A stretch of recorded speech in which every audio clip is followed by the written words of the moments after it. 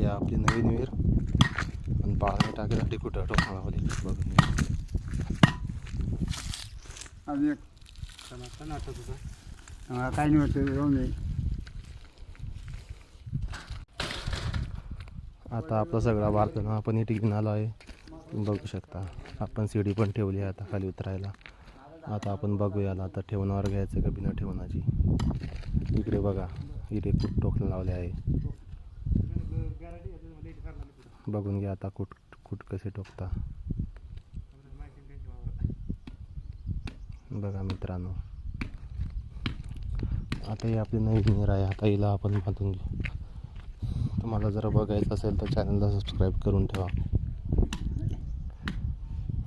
हे बघा सिमेंट आपले पाळणे पत्रा 50 फूट विहीर आहे मित्रांनो.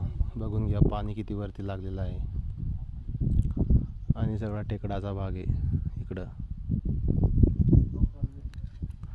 चला मित्रांनो भेटूया नंतर.